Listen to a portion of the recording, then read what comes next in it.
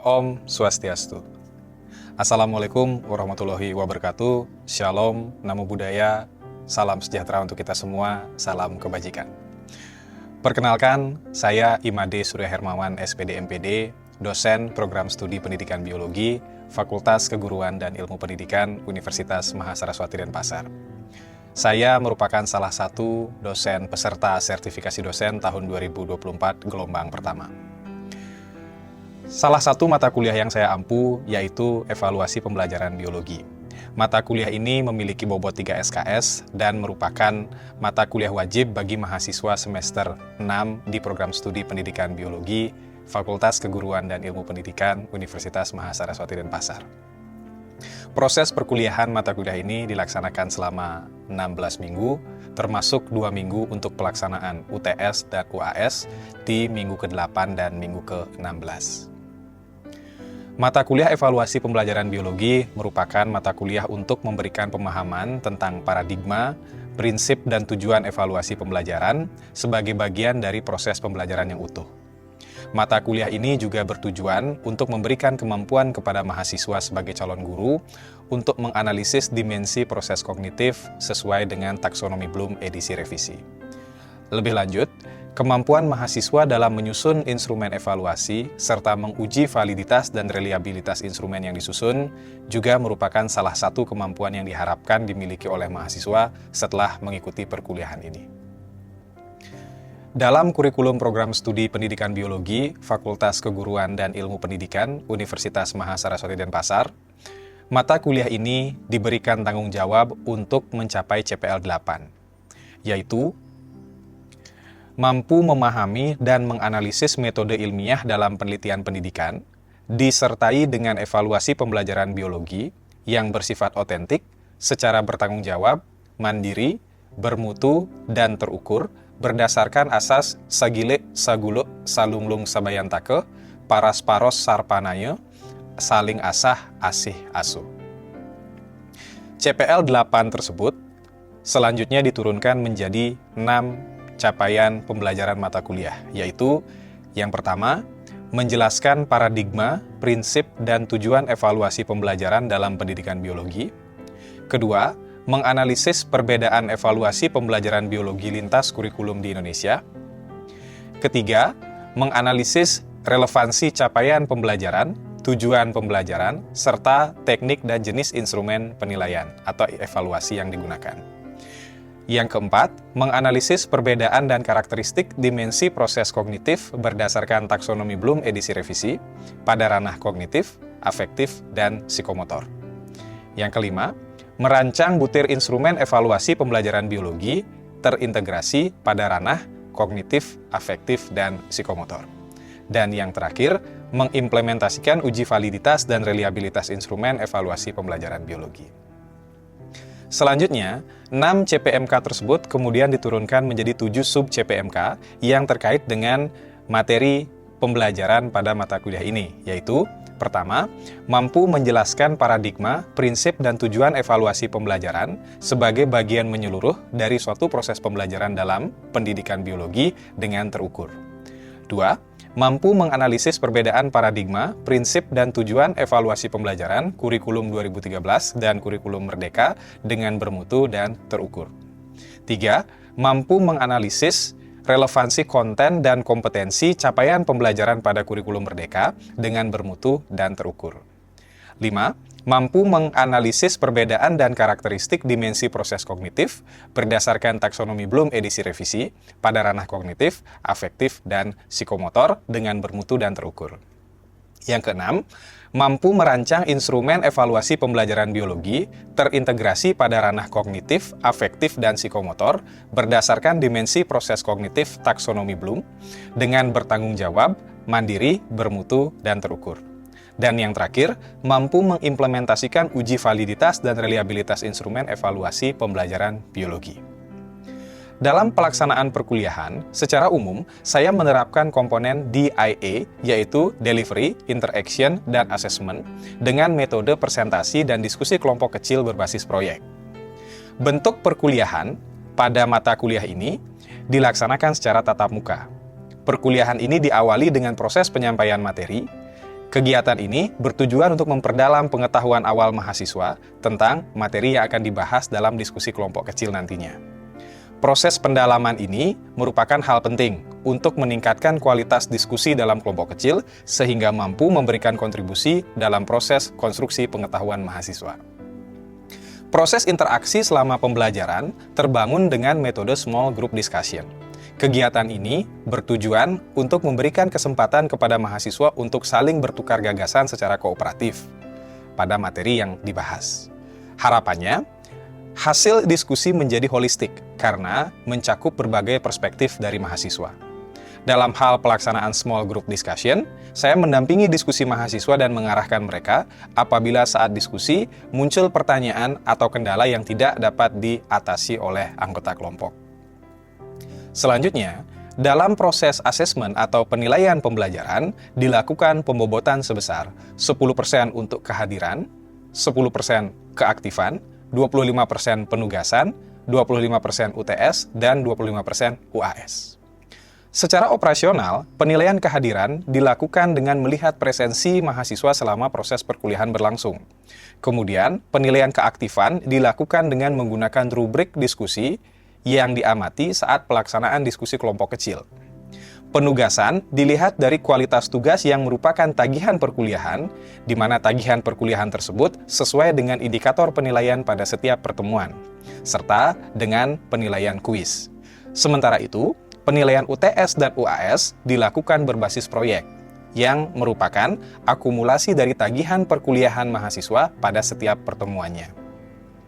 Sehingga diharapkan pada akhir mata kuliah, setiap tagihan akan menjadi satu kesatuan yang utuh, sehingga menggambarkan kompetensi dalam mata kuliah ini dan kompetensi yang harus dimiliki oleh para calon guru, dimulai dari analisis capaian pembelajaran sampai dengan penyusunan instrumen hingga pengujian validitas dan reliabilitas instrumen penilaian.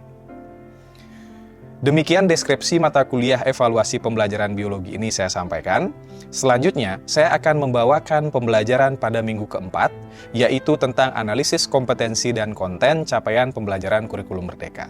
Selamat menyaksikan. Baik teman-teman mahasiswa, selamat pagi. Ya, jadi kita ketemu lagi dalam mata kuliah evaluasi pembelajaran biologi, ya, di mana pada pertemuan kali ini kita akan melanjutkan pembahasan yang sudah kita lakukan di pertemuan sebelumnya, ya.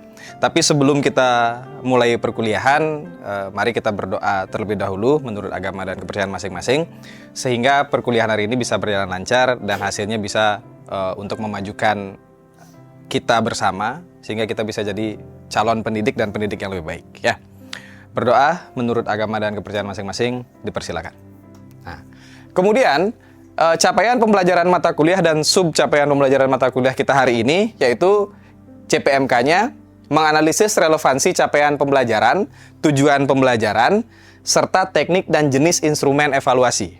Nah, kemudian yang akan kita pelajari hari ini, sub CPMK, yaitu mampu menganalisis relevansi konten dan kompetensi capaian pembelajaran pada kurikulum merdeka dengan bermutu dan terukur. Ya, jadi kegiatan yang akan kita lakukan hari ini yaitu kita akan menganalisis capaian pembelajaran kurikulum merdeka, kemudian nanti kalian akan memetakan kompetensi dan kontennya, ya, melalui diskusi kelompok kecil. Nanti setelah itu kita akan padankan antara kompetensi dan konten. Bisa dipahami sampai di sana? Bisa, oke. Nah, sekarang kita akan mulai dengan mengetahui capaian pembelajaran itu sebenarnya apa. Dan kenapa dia penting dalam proses kita menyusun instrumen evaluasi. Kita perhatikan di sini. Capaian pembelajaran adalah kompetensi pembelajaran yang harus dicapai peserta didik pada setiap tahapan perkembangannya untuk setiap mata pelajaran pada satu fase. Itu intinya. Sehingga yang disebut dengan capaian pembelajaran itu adalah target, ya, dengan instrumen. Maka di sanalah keterkaitannya. Maka analisis capaian pembelajaran ini adalah hal pertama yang nanti ketika kalian sudah jadi guru yang harus kalian bisa lakukan. Sehingga itu akan turun capaian pembelajaran, turun menjadi kegiatan pembelajaran, kemudian nanti sampai di evaluasi pembelajaran. Jadi dia harus sama tuh. Ya. Oke.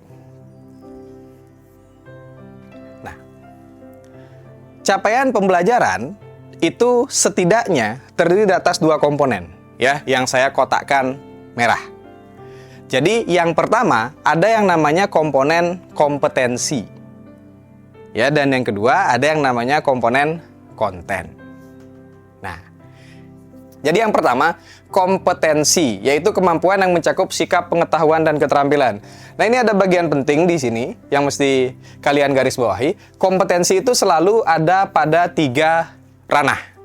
Ya, sikap, boleh kita tulis sikap atau boleh juga kita sebut dengan afektif. Oke, kemudian yang kedua pengetahuan atau disebut kognitif, ya. Dan yang ketiga keterampilan atau psikomotor, ya. Nah, jadi pasti dia ada di ketiga ranah itu. Karena memang dalam proses pembelajaran ya kita poinnya ada di sini. Ya, jadi afektif, kognitif, psikomotor itu tidak akan pernah lepas. Termasuk nanti dalam proses penilaian. Ya, gitu. Kemudian ada konten. Nah, konten ini nanti akan ada di sebaran materi pelajaran pada satu fase. Ya, pada satu fase pembelajaran di kurikulum Merdeka. Ada yang ingin ditanyakan sampai di sini? Bisa dipahami ya? Bisa, oke. Ini saya pakai satu contoh nih dulu. Ya, contoh gimana proses untuk kita melakukan analisis capaian pembelajaran. Tapi saya ambilnya yang di matematika, SD. Nanti kalian akan saya berikan tugas kita, kegiatan kita pada hari ini, yaitu diskusi. Nanti kalian akan analisis yang khusus di biologi, ya. Jadi inilah capaian pembelajaran matematika fase B untuk siswa kelas 3 dan kelas 4. Ya. Kita baca, pada akhir fase B, peserta didik dapat mengeneralisasi pemahaman dan melakukan operasi hitung bilangan cacah sampai dengan 1 juta atau maksimum 6 angka, serta memahami hubungan dan seterusnya. Kalimatnya seperti itu panjang. Dari kalimat yang panjang ini, kita bisa breakdown dia menjadi 2 komponen tadi. Apa? 1, kompetensi, 2, konten. Nah, kira-kira, menurut kalian, yang saya kotakkan merah itu kompetensi atau konten? Fori? Kompetensi. Kompetensi. Kenapa bisa kamu sebut itu kompetensi?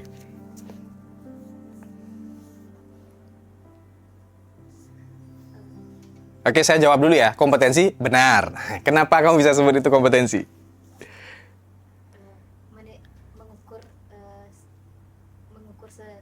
Penilaian terhadap seseorang. Penilaian terhadap seseorang. Oke. Ada yang punya jawaban lain?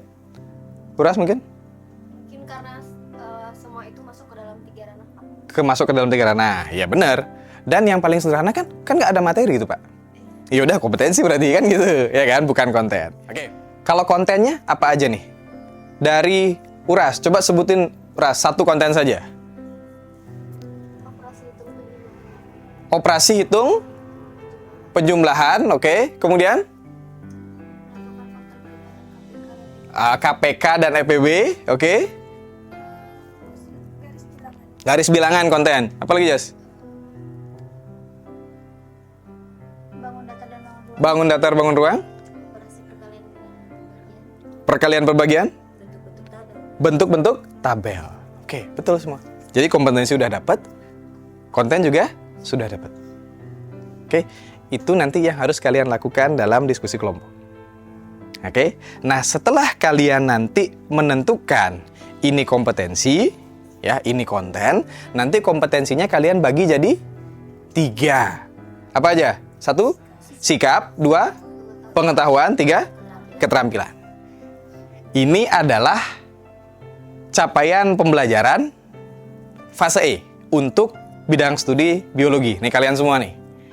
Ya, jadi silahkan ini yang kalian baca, lalu kalian petakan kompetensi dan kontennya, lalu kompetensi dibagi menjadi 3. Sikap, pengetahuan, dan keterampilan. Oke, bisa? Oke, langsung aja kita bagi kelompok bertiga aja ya, karena small group discussion. Kalian bertiga, Cecil, Fori, dan Jasmine, kemudian April, Ira, dan Uras 1 kelompok. Oke, silakan boleh agak melingkar. Ya, itu tadi apa? Ranah tadi dipilih 1. Kontennya tidak usah. Yang dimasukkan ke 3 ranah itu adalah yang kompetensinya. Ya, berarti nanti dari berapa dapat kompetensi? 10. 10. Nah, jadi dari 10 itu, berapa yang masuk ke afektif, berapa yang kognitif, berapa yang psikomotor. Ditandai saja dulu, ya. Oke, ya.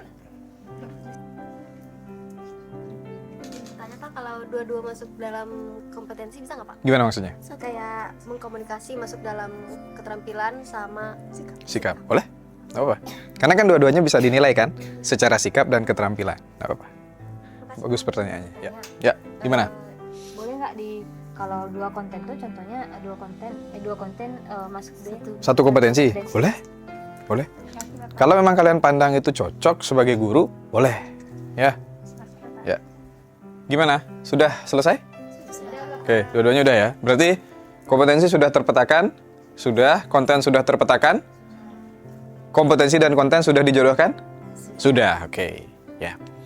Nah, sekarang semua lihat ke sini dulu. Pada akhir fase E dan seterusnya, pada CP biologi di fase E ini, kalian menemukan berapa kompetensi?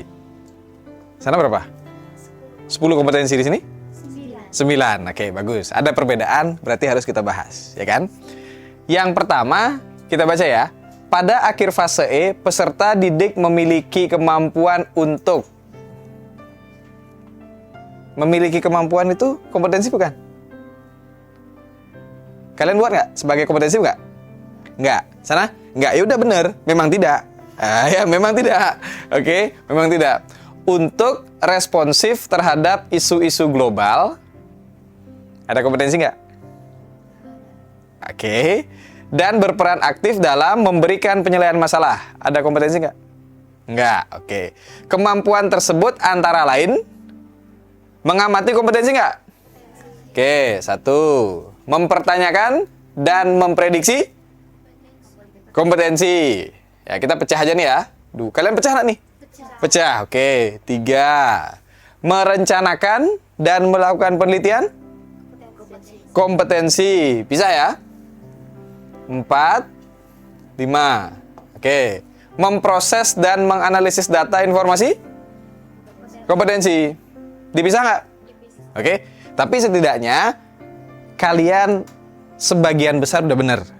Oke. Jadi untuk yang pertama kali melakukan analisis ini udah bagus banget. Ya. Nah, kemudian yang berikutnya adalah konten. Energi alternatif. Oke. Kemudian? Oke. Lalu? Pencemaran lingkungan, terus? Nanoteknologi. Kita akan lihat gimana kalian memetakan kompetensi itu. Ya, gimana kalian memetakan. Jadi saya minta nanti satu-satu ada perwakilan yang maju ke depan. Kita bagi dulu. Oke. Kompetensinya ada berapa tadi? 3. Oke, yang pertama apa? Sikap. Terus? Pengetahuan. Ya. Dan keterampilan. Oke, yang ini juga ya. Sikap.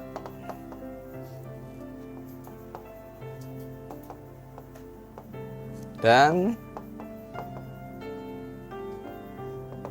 nah, oke. Jadi dibuat aja di sebelahnya. Ya, siapa? Kelompok ini siapa? Yasmin. Oke.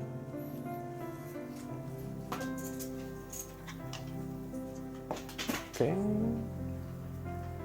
Sini siapa? Ya, silakan.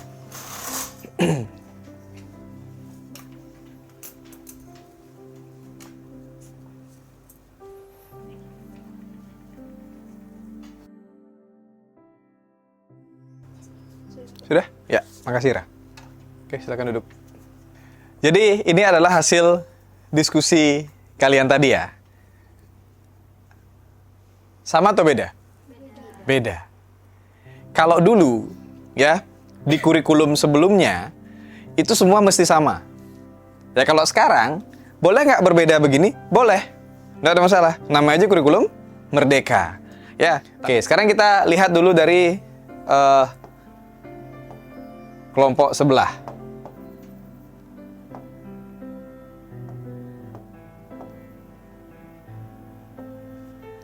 Sikap.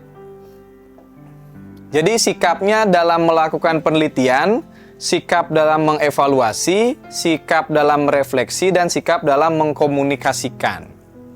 Oke, Sementara kalau dari kelompok yang di sebelah kanan, berarti sikapnya itu dua saja, mengevaluasi dan merefleksi. Di mana kedua ini juga termuat di sini. Oke. Ya, nah saya tanya ke kalian sekarang dulu. Menurut kalian yang tidak memuat 2 poin itu, bisakah sikap dalam melakukan penelitian dan mengkomunikasikan itu dinilai? Menurut kalian gimana? Jawab Bapak. Ya, gimana?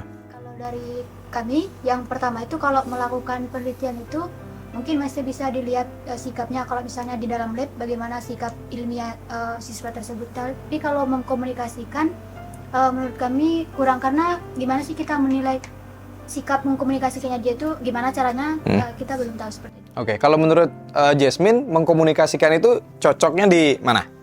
Kalau menurut kami seperti yang sudah kami tuliskan di depan itu termasuk mengkomunikasikan. Jadi bagaimana Di bagian, di ranah keterampilan berarti? keterampilan. Jadi kenapa kami masukkan ke keterampilan? Karena itu bagaimana sih keterampilan dia mengkomunikasikan? Apakah dia mengkomunikasikan dengan baik atau tidak, seperti itu? Oke, ya terima kasih Jasmine.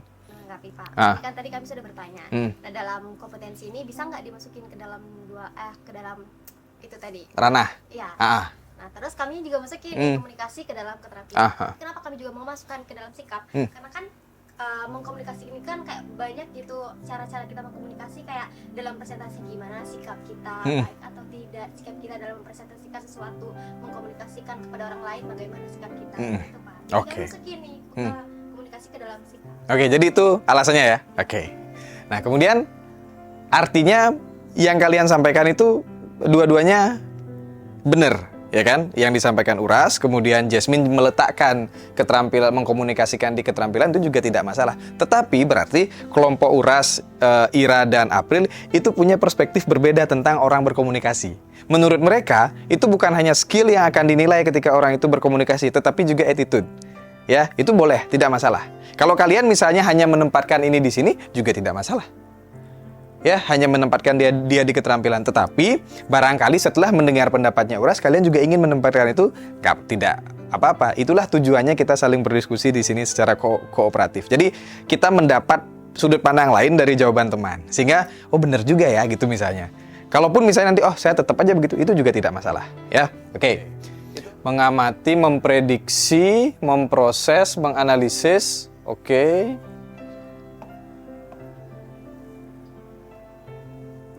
Nah, saya tanya ke kalian sekarang. Di sini dia ada mengamati nih. Mengamati itu ranah apa menurut kalian? Kelompok ini? Keterampilan. Emang itu tidak bisa dinilai pengetahuan mereka? Bisa tergantung perspektifnya mereka membuat alasan mereka. Nah, misalnya kalau Jasmine jadi guru nih, terus kamu nyuruh siswa mengamati. Cara kamu tahu untuk siswa itu dia bisa mengamati apa enggak dengan gimana? Kita tes pengetahuannya tuh kita lihat apa yang mereka lakukan. Berarti kalau menurut kalian cocoknya ke mana tuh? Keterampilan. Oke. Kenapa bisa masuk ke pengetahuan? Hilaf. Oke ya, kalau ini kalian mesti pahami yang disampaikan tadi bahwa kalau dalam proses kita mengamati itu yang lebih ditonjolkan adalah ke keterampilannya. Ya, oke. Ini beres tentang kompetensi. Maka satu lagi apa? Konten. Ya, kontennya kan tadi sudah nih. Nah, saya tanya, kita langsung petakan di sini aja. Saya fokus pada domain pengetahuan aja dulu nih. Ya, pada domain pengetahuan. Memprediksi pemanasan global. Ada lagi? Satu saja? Oke. Kalau yang mengevaluasi? Pencemaran lingkungan. Sama pandemi. Memprediksi masih Memprediksi masuk juga. Dan pemanasan global ya? Oke. Terus pandemi. Kalau memproses? Memproses anggap pindah ya. Oke. Kemudian menganalisis? Pencemaran lingkungan, oke. Terus?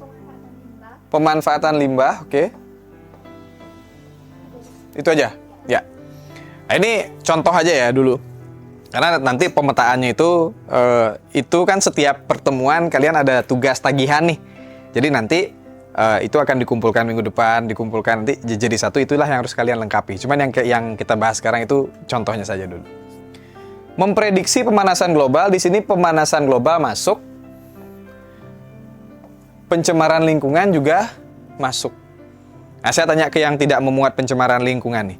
Kalau dalam konteks pencemaran lingkungan, kira-kira kompetensi memprediksi itu dibutuhkan nggak? Menurut kalian? Tidak dibutuhkan. Kenapa? Karena kan sudah kita tahu nih lingkungan itu tercemar, jadi nggak usah diprediksi. Tidak usah diprediksi, oke. Berarti menurut kalian perlu dong? Kenapa perlu? Karena pencemaran lingkungan berarti menghasilkan sebuah kayak bencana seperti itu. Nah, dari pencemaran lingkungan itu kita memprediksi bagaimana sih kondisi lingkungan atau dampaknya ke depannya sebenarnya. Oh, yang akan datang gitu. Oke. Boleh nggak gitu? Ya boleh. Nggak masalah. Tergantung di mana nanti kalian ngajar. Ingat sekali lagi, perbedaan ini boleh. Kalau misalnya dari kelompok kalian misalnya, kayaknya saya memprediksi lebih ke pemanasan global deh. Pencemaran lingkungan nggak. Misal kalau kalian mengajar di tempat yang begitu asri, ya nggak perlu. Ya kan? Nah terus kalau kalian misalnya mengajar di tempat yang perkotaan, daerah yang tercemar, ya perlu masuk. Nggak masalah. Bisa dipahami? Ada pertanyaan? Belum? Oke. Ya, Jasmine. Saya menambahkan dari Brandon Cecil dan bagaimana yang paling penting itu dari bagaimana kita memetakan antara kompetensi dan konten itu tergantung dari bagaimana kita nanti di lapangan untuk pelaksanaannya seperti apa. Jadi dari kelompok 1 dan kelompok 2 karena ada beberapa perbedaan itu menjadi evaluasi juga kita ke depannya itu untuk membuat konten dan kompetensi itu yang lebih baik. Boleh nggak perbedaan itu? Boleh. Boleh. Apa yang menentukan kapan perbedaan itu boleh? Tergantung apa? Tergantung kondisi kita di tempat kita mengajar nanti. Jadi disesuaikan ya. Oke, dengan ada dari sini ada? Cukup. Nah, oke. Saya tanya berarti ke April nih. Apa yang kamu belum pahami atau belum gini April? Belum nempel beneran di kepala sehingga itu mesti kamu pelajari lagi tentang yang tadi yang kita bahas. Mungkin dalam menyesuaikan kan kayak tadi ada yang salah juga di jadi itu yang perlu dikembangkan lagi untuk saya. Ya, berarti mesti ditekankan atau diperdalam lagi kaitannya tadi apanya yang salah tadi kelompok kamu? Memproses itu ya. Berarti penempatan kompetensi itu masuk ke ranah keterampilan, sikap atau pengetahuan itu yang tadi yang belum ya. Oke, berarti itu yang akan diperdalam. Oke. Saya rasa teman-teman mahasiswa yang lain juga artinya kita mesti tahu ini juga kemampuan kita untuk merefleksi diri kan. Jadi bagian mana yang saya kurang berarti bagian itu yang mesti saya tambahkan dan seterusnya. Ya. Ingat karena kita mata kuliah kita berbasis proyek, jadi setiap minggu itu ada tagihan yang nanti itu akan bermuara di nilai UTS dan UAS. Jadi nanti itu akan kita kumpulkan. Oke? Kalau memang sudah tidak ada lagi pertanyaan, saya rasa cukup kuliah kita sekian untuk hari ini. Terima kasih atas kehadirannya. Tapi sebelum kita akhiri mata kuliah ini, mari kita akhiri dengan doa, mengucap syukur karena kegiatan perkuliahan kita sudah bisa berjalan lancar. Ya. Oke, berdoa. Menurut agama dan kepercayaan masing-masing, dipersilakan. Berdoa dapat diakhiri. Terima kasih, selamat melanjutkan aktivitas. Sampai jumpa.